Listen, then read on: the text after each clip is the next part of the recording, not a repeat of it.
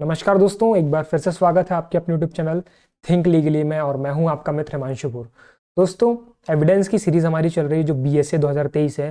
मेरी कोशिश है कि मैं इसके पूरे लेक्चर्स यहाँ पे यूट्यूब में अपलोड कर दूं और उसी को आगे बढ़ाते हुए दोस्तों आज ये तीसरा लेक्चर है एविडेंस एक्ट का, बीएसए 2023 का। दोस्तों, बिना देर करते हुए आज का लेक्चर शुरू करते हैं। आज जो हमारा टॉपिक रहने वाला है वो है एडमिशन, कन्फेशन। इस पे हम चर्चा करने वाले हैं, दोनों का डिफरेंस देखेंगे, दोनों की क्या वैल्यू है बीएसए एविडेंस एक्ट में, दोनों को समझने का प्रयास करेंगे। चलिए शुरू करते हैं बिना देरी करते हुए। तो दोस्तों देखिए, एडमिशन एंड कन्फेशन। सबसे पहले देखते हैं हम एडमिशन क्या होता है। तो एडमिशन का मतलब होता है स्वीकृति। स्वीकृति स्वीकृति मतलब शब्द से मतलब समझ पा रहे हैं आप? स्वीकृति, स्वीकृति मतलब किसी चीज को स्वीकार करना। क्या करना? स्वीकार करना किसी भी चीज को। अब वही चीज स्वीकार करना हम पढ़ेंगे एविडेंस एक्ट में कि इस स्वीकार करने का यहां एविडेंस एक्ट में तात्पर्य क्या है। ठीक है, चलिए तो देखिए भैया क्या लिखा हुआ है, इसकी डेफिनेशन पढ़िए एक बार, फिर मैं इसको अच्छे से आपको डिस्क्राइब करके बताऊंगा कि एक्चुअली में इसका क्या मायने हैं। ठीक है, देखिए क्या लिखा है कि एडमिशन संस्वीकृति बीएसए 2023, ठीक, जो अभी नया आया है। परिभाषा इसकी धारा 15 देखेंगे आप बीएसए की, उसमें देखने को मिलेगा। अब इसकी डेफिनेशन पढ़िए। स्वीकार उक्ति एक मौखिक मतलब स्वीकृति, इसको स्वीकृति कर लीजिएगा। ठीक है, ये स्वीकृति है। जहां पे भी स्वीकृति स्वीकारोक्ति लिखा है तो मैं बोलते जा रहा हूं इसको स्वीकारोक्ति को स्वीकृति कर लीजिएगा। स्वीकृति एक मौखिक, स्वीकृति एक मौखिक, दस्तावेजी और क्या है आपका भैया, मौखिक, दस्तावेजी और इलेक्ट्रॉनिक रूप में दिया गया बयान। मतलब किस रूप में दिया है? या तो आपने ओरल दिया है, या तो आपने डॉक्यूमेंट्री फॉर्म में दिया है, या तो आपने इलेक्ट्रॉनिक दिया है। किसी भी माध्यम से आपने कोई भी बयान दिया है, ठीक है, तो वो क्या है? स्वीकृति है। जो विवादित तथ्य प्रासंगिक, प्रासंगिक यहाँ पे सुसंगत है ना, सुसंगत कर लीजिएगा इसको, सुसंगत तथ्य है ना, सुसंगत तथ्य के बारे में अनुमान लगाता है। क्या करता है? वो अनुमान लगाता है। स्वीकृति क्या करती है? किसी एक विवादित तत्व और प्रासंगिक तथ्य के बारे में अनुमान लगाती है। ठीक है, तो पहली चीज तो क्या है कि स्वीकृति ऐसा कोई बयान है जो या तो आप मौखिक करेंगे, या तो किसी दस्तावेज में लिख करके करेंगे, या तो आप क्या करेंगे? इलेक्ट्रॉनिक माध्यम से करेंगे। जो क्या करेगी? विवादक तथ्यों और प्रासंगिक तथ्यों के बारे में अनुमान लगाएगी। ठीक है, एक एग्जाम्पल से समझ लीजिए। एक एग्जाम्पल में दे देता हूं आपको कि जैसे यहाँ पे ये लिखा हुआ, उदाहरण देखिए, उदाहरण देखिए। मैं घटनास्थल के पास था, लड़ाई हुई थी। अब ये जो मैं घटनास्थल के पास था, उसने क्या किया? एक अभियुक्त है यहाँ पे, उसने क्या किया? स्वीकार किया है। जैसे ए यहाँ पे अभियुक्त है, ठीक है, तो उसने क्या किया? हाँ भाई मैं घटनास्थल में था, उसने ये फैक्ट को स्वीकार किया। लड़ाई हुई थी पर मैंने नहीं मारा। क्या बोल रहा वो? मैं घटनास्थल में उपस्थित था, ठीक है, मैं घटनास्थल के पास में था, लड़ाई हुई थी। दो फैक्ट स्वीकार कर लिया उन्होंने, लड़ाई भी हुई थी और घटनास्थल में भी उपस्थित था, लेकिन मैंने उसे नहीं मारा है। ठीक है, तो ये क्या है? कोई भी तथ्य को जब आप स्वीकार करते हैं वो तथ्य कैसा है? जो एक विवादित तथ्य और प्रासंगिक तथ्य के बारे में अनुमान लगाता है। अब विवादित तथ्य यहां पे क्या हुआ कि ए ने बी को मारा है या नहीं मारा है। विवादित तथ्य यह हुआ ए ने बी को मारा है या नहीं मारा है।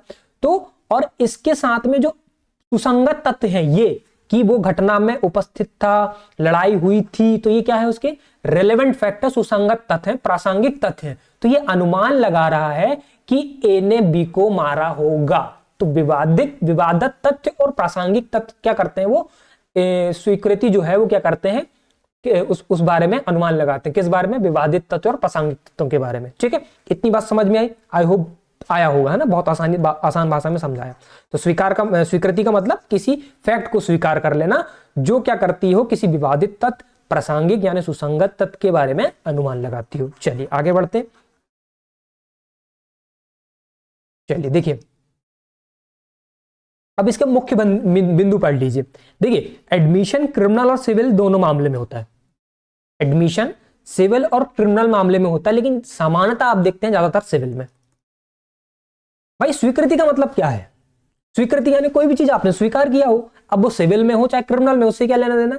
लेकिन ज्यादातर हम क्या होते हैं, जब हम हमारा जब वाद दायर किया जाता है सिविल मामले में, तो ज्यादातर क्या होता है? नोटिस जाता है, फिर रिप्लाई आता है, तो वो उसमें हम बोलते हैं ना कि ये अस्वीकार तथ्य है, ये स्वीकार्य है, तो वो उसमें ज्यादा उपयोग होता है सिविल मामले में। ठीक है, तो समानता क्रिमिनल सिविल दोनों में उपयोग होता है, लेकिन ज्यादातर सिविल मामलों में। एक बात समझ में आई आपको, यह एक बड़े तत्व की ओर संकेत करता है। ठीक है, ये संकेत करता है, वही अभी मैंने बताया कि विवादित तत्व और सुसंगत तथ्यों के बारे में वो क्या करता है, उसको क्या लगाता है, अनुमान लगाता है, उसकी ओर संकेत करता है।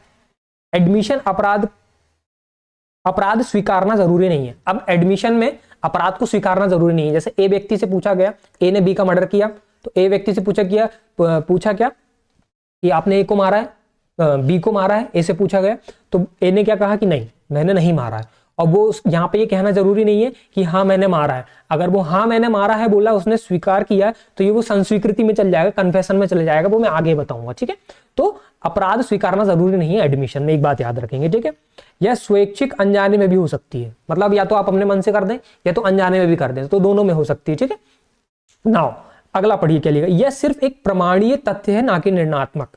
ठीक है, मतलब ये एक केवल प्रमाण देता है कि हाँ कि भैया ए व्यक्ति बोल रहा है, जैसे ए व्यक्ति बोल रहा है कि मैं जब बी यहां पे जो घटना घटी बी के साथ में, मैं उस घटना स्थल में उपस्थित था, लड़ाई हुई थी, लेकिन मैंने नहीं मारा।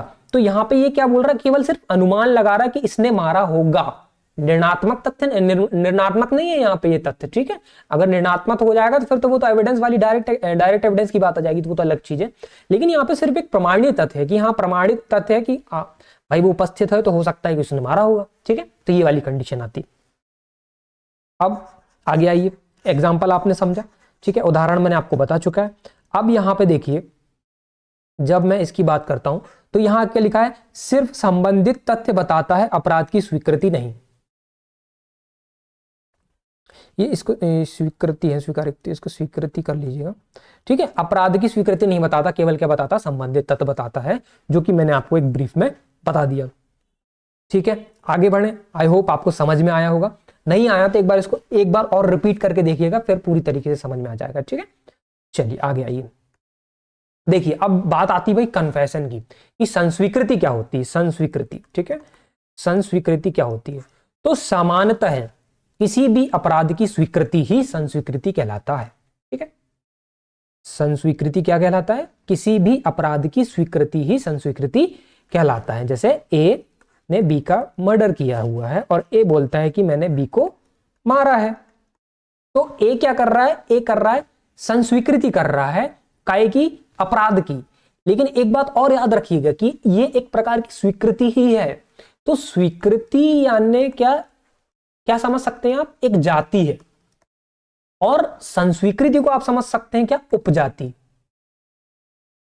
संस्वीकृति भी एक प्रकार की स्वीकृति है, लेकिन हम उसे संस्वीकृति क्यों बोल रहे हैं, क्योंकि वो एक अपराध को करने को स्वीकार कर रहा है कि हाँ मैंने बी को मारा है, ये स्वीकार कर रहा है यहाँ पे, तो हम उसे क्या कहते हैं, संस्वीकृति। तो यहाँ पे एक डिफरेंस और याद रखिएगा कि संस्वीकृति एक जाति होती है, स्वीकृति एक जाति होती है, संस्वीकृति एक उपजाति होती है। और एक चीज और कि सारी जो संस्वीकृतियां होती हैं वो स्वीकृति होती है, लेकिन सारी स्वीकृतियां संस्वीकृति नहीं होती, ये बात आप याद रखिएगा। ठीक है, अब आइए आगे। तो मैंने क्या बताया भैया आपको, इसकी एक बार डेफिनेशन पढ़ लीजिए, इसको एक बार और रिपीट करके देखिएगा, आपको समझ में आ जाएगा। ठीक है, अब देखिए, कन्फेशन वह कथन है जिसमें व्यक्ति अपने ही ऊपर अपराध को स्वीकार कर ले। वही बात कि ए ने बी का मर्डर किया है और ए कह रहा है कि हाँ भैया मैंने बी को मारा है। ठीक, दिस इज कॉल्ड कन्फेशन। अब इसके मुख्य बिंदु पढ़िए थोड़ा सा। कन्फेशन केवल एक आपराधिक मामलों में होता है। अभी मैंने क्या बताया था स्वीकृति में, कि वह सिविल में भी हो सकता है, क्रिमिनल में भी हो सकता है, लेकिन समानता ज्यादातर किस में यूज होता है, सिविल में यूज होता है। लेकिन कन्फेशन सिर्फ और सिर्फ क्रिमिनल मामलों में यूज होता है। काय में मामले में, क्रिमिनल में होता है ना, क्रिमिनल में यूज होता है। ओके, इतनी बात याद रखेंगे। इसमें अपराध करने का सीधा सीधा स्वीकार होता है, सीधे सीधे स्वीकार करेगा, आपने अपराध किया, उनने बोला हाँ मैंने किया है, बस खत्म। यह पूरी तरह स्वेच्छा से होने चाहिए, जोर जबरदस्ती नहीं कर सकते भैया, मार पीट के, जैसे पुलिस वाले क्या करते हैं, जब वो पकड़ के ले जाते हैं तो मारते पीटते 3rd डिग्री देते हैं कि भाई स्वीकार करो, तो क्या वो स्वीकृति मान्य है? नहीं। आगे मैं बताऊंगा क्यों नहीं। देखिए इसमें यही लिखा हुआ, नेक्स्ट पॉइंट वही लिखा हुआ, स्वीकृति पहली चीज तो कैसी होनी चाहिए, स्वेच्छा से होनी चाहिए, अपने मन से की हो। कि जैसे ए ने बी को मारा, अब ये ए को पकड़ के लेके गए, अब ये खुद आके बोल दिया कि सर मेरा उससे पुराना झगड़ा था, और ये मेरे साथ बहुत झगड़ा करता था जमीन को लेकर के। मेरा दिमाग खराब हुआ तो मैंने इसको गोली मार दी। ठीक है, किसके किसके सामने करी इसने? किसी भी के सामने करी। तो ठीक है, अब वो बताऊंगा किसके सामने जो ज्यादातर मान्य होती है कन्फेशन। तो ए ने क्या कर लिया? स्वीकार कर लिया कि हाँ मैंने इसका मर्डर किया था। तो यहां पे देखिएगा अब आगे, तो इसने क्या करा? अपनी इच्छा से, स्वेच्छा से किया। ठीक है, अब आगे वाला पॉइंट पढ़िए। पुलिस के समक्ष स्वीकृति अमान्य होती है। अब ये स्वीकृति लिखा ना, इसको संस्वीकृति पढ़िएगा। ठीक है, टाइपिंग मिस्टेक है। तो यहां पे क्या होती है? पुलिस के सामने संस्वीकृति अमान्य होती है, धारा 23 में। अब यहां पे एक कॉन्सेप्ट और समझिए थोड़ा सा। क्या होता है जब आप धारा 23 पढ़ेंगे ना, तो नियम क्या कहता है? नियम ये कहता है भैया कि अगर आपने पुलिस से कोई कन्फेशन किया है, पुलिस से आपने कोई संस्वीकृति करी है, तो वो क्या है? अमान्य है। ये रूल है, दिस इज रूल। अब इसका एक्सेप्शन क्या है? देखिए, एविडेंस एक्ट रूल और एक्सेप्शनों से भरा पड़ा है। जहां बोलता है कि ये नहीं करेंगे, फिर बोल देता कि ये कर सकते हैं, फिर इन इन कंडीशनों में आप ये कर सकते हैं। तो यहां पे क्या बोला उसने कि पुलिस के सामने स्वीकृति करोगे तो ये अमान्य है। ठीक है, लेकिन अगर यही स्वीकृति, जब इसका आप क्या पढ़ेंगे? एक्सेप्शन पढ़ेंगे, परंतुक पढ़ेंगे। तो परंतुक में लिखा है कि जब यही संस्वीकृति क्या बन जाती है? खोज कथन। That means discovery statement. खोज कथन, it means discovery statement. What I say? Discovery statement. ठीक, डिस्कवरी स्टेटमेंट। अब सर बोलिए खोज कथन क्या है? जैसे समझो क्या होगा यहां पे, ये जो ए व्यक्ति है ना, ये बी को मारता है, करेक्ट। अब ये पुलिस से जाके बोलता है कि सर मैंने बी को मारा है, तो क्या ये कन्फेशन मान्य है सिर्फ इतना? तो रूल बोलता है नहीं। ठीक, अब यहां पे एक्सेप्शन कब आएगा? जब ये क्या बन जाएगा? डिस्कवरी स्टेटमेंट, खोज कथन। अब खोज कथन कैसे बनेगा? इसने बोला पुलिस वालों से जाकर के कि सर मैंने बी को मारा है और मैंने बंदूक से इसको मारा है, और वो जो बंदूक है ना, वो मेरे घर के लॉकर में अंदर रखी हुई है, चलिए मैं आपको दिखाता हूं। और वो अपने घर ले जाकर के उन्हें उस हथियार को दे देता जिस हथियार से वो बी की हत्या की हुई होती है। तो वहां से पुलिस क्या कर लेती है? उसको जब्त कर लेती है, उस हथियार को जो मर्डर वेपन है। ठीक है, तो ये क्या है? एक डिस्कवरी स्टेटमेंट है। तो उसने क्या किया? मारा, साथ में एक डिस्कवरी स्टेटमेंट भी दिया कि सर ये एक बंदूक है, इससे मैंने इसका मर्डर किया। तो this is called discovery statement. वो जाके बोल देता है कि सर ये फलाना फलाना बंदूक मेरे लॉकर में रखी हुई है, जाके आप वहां से ले लीजिए, या फिर साथ में लेकर के जाता और वो बंदूक को जब्त करवा लेता। तो दिस इज कॉल्ड क्या होता है? डिस्कवरी स्टेटमेंट होता है। तो समानता रूल क्या कहता है कि पुलिस के सामने की गई संस्वीकृति मान्य नहीं है, लेकिन अगर वही संस्वीकृति डिस्कवरी स्टेटमेंट बन जाती है, तब फिर क्या हो जाएगा? वो संस्वीकृति मान्य हो जाएगी। ठीक है, इतनी बात याद रखेंगे। आई होप आपको समझ में आया होगा। आगे पढ़िए क्या लिखा है, एक सेकेंड। देखिए, मजिस्ट्रेट के सामने दिया गया कन्फेशन मान्य है। ठीक है,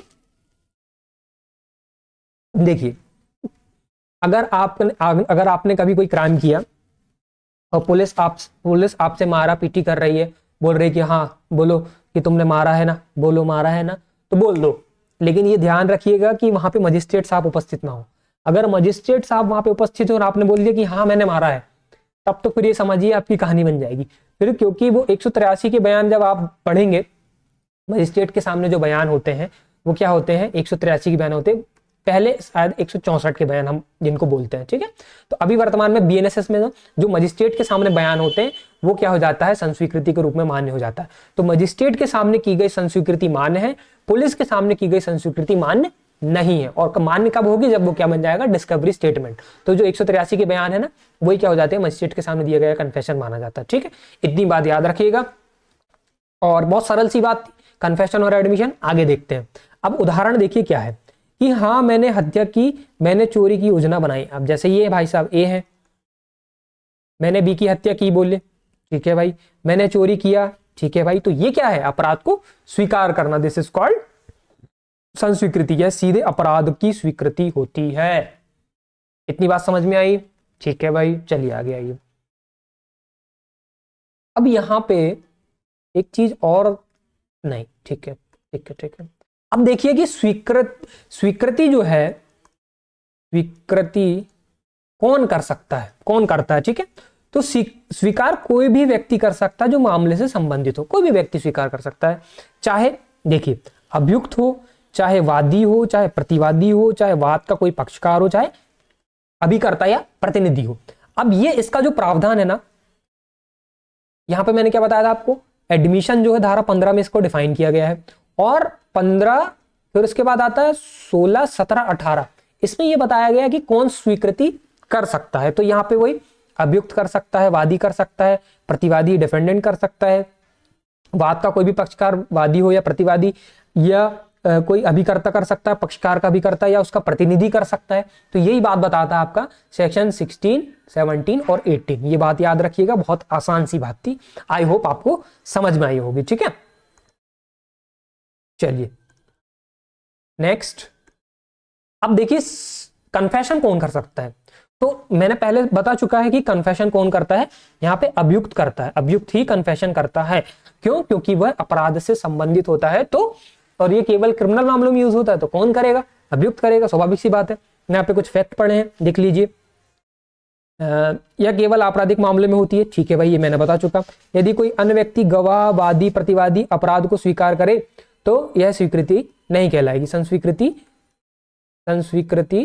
नहीं कहलाएगी। ये टाइपिंग मिस्टेक है, याद रखिएगा, ठीक है। मुख्य बिंदु क्या है, स्वीकारोक्ति, यहाँ पे भी संस्वीकृति है, अपराध की पूर्ण स्वीकृति है, अपराध की पूर्ण स्वीकृति होनी चाहिए, ठीक है। अब यहां पे भी देखिए पाकला नारायण स्वामी बनाम सम्राट का मामला 1939 का मामला है, बहुत पुराना मामला है, ये पिछली क्लास में भी मैंने डिस्कस किया था मृत्युकालिक कथन को लेकर के, ठीक है।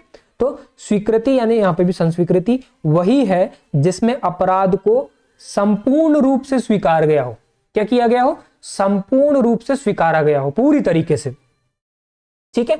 ये बात आप याद रखेंगे। चलिए अब यहां पे थोड़ा सा इसका डिफरेंस देख लीजिए कि दोनों में अंतर क्या है। चलिए पहला देखिए, अब इसका अर्थ देख लीजिए। तो अभियुक्त अपने अपराध को पूर्ण रूप से स्वीकार करता है, काय में, कन्फेशन में, और एडमिशन में किसी भी तथ्य को स्वीकार करना अपराध होना आवश्यक नहीं है, ठीक है। किसी भी तथ्य को स्वीकार कर लेना जरूरी नहीं है कि वो अपराधी हो, ठीक है। तो कोई भी तथ्य जो आपने एक्सेप्ट किया वो क्या कहलाता है, एडमिशन कहलाता। अब यहां पे देखिए कौन करता है भैया, तो केवल अभियुक्त कर सकता है, यहाँ पे वादी कर सकता है, प्रतिवादी कर सकता है, अभियुक्त कर सकता है, एजेंट आदि कर सकता है। मामले का प्रकार क्या हो जाएगा, मामले का प्रकार केवल आपराधिक मामले में यूज होता है, ये दीवानी और आपराधिक दोनों, सिविल क्रिमिनल दोनों में यूज होता है एडमिशन। अपराध की स्वीकृति अनिवार्य है, यहाँ पे अनिवार्य है, यहाँ पे अनिवार्य नहीं है, अपराध की स्वीकृति है ना। कन्फेशन तभी माना जाएगा जब अपराध की स्वीकृति होगी, नहीं तो वरना वो कन्फेशन नहीं है। लेकिन यहाँ पे जरूरी नहीं है कि अपराध की स्वीकृति हो, इज इट। चलिए नेक्स्ट, प्रमाण का प्रकार क्या होगा, ये मजबूत साक्ष्य होगा परंतु कानूनी शर्तों के अधीन होगा। कन्फेशन एक मजबूत प्रकार का साक्ष्य है, लेकिन स्वीकार किए गए तथ्य केवल तथ्य के विरुद्ध प्रासंगिक साक्ष्य होंगे। अब ये जो होता है ना स्वीकार, जो अभी मैंने पहले बता चुका कि स्वीकृति तथ्य के विरुद्ध क्या होती है, सुसंगत, रिलेवेंट क्या होता है, साक्ष्य होता है, वो याद रखिएगा। अब इसका दायरा क्या है, इसका दायरा सीमित है केवल आपराधिक संबंध, लेकिन इसका दायरा विस्तृत है, तथ्य, अधिकार, दायित्व, किसी के भी बारे में भी आप क्या कर सकते हैं, स्वीकृति कर सकते हैं, लेकिन कन्फेशन और केवल अपराध से संबंधित होना चाहिए। अब ये स्वैच्छिक होना तो आवश्यक है, दबाव प्रलोभन से क्या होना चाहिए, रहित होना चाहिए, क्या, कन्फेशन। समानता आवश्यक है, समानता आवश्यक होती है स्वेच्छा, बाकी अगर अभी मैंने पहले बताया कि वो ऐसे भी हो जाए तो चल जाता है, ठीक है। कानूनी स्थिति क्या है, हर संस्वीकृति, यहां पे याद रखिएगा, संस्वीकृति एक स्वीकृति है, क्या है, एक स्वीकृति है। हर संस्वीकृति एक स्वीकृति है और हर स्वीकृति संस्वीकृति नहीं है, ये मैंने पहले ही बता चुका है। क्यों? क्योंकि अपराध को स्वीकार करना एक कन्फेशन है, संस्वीकृति है, तो किसी बात को एक्सेप्ट करना तो वो भी तो स्वीकृति है ना।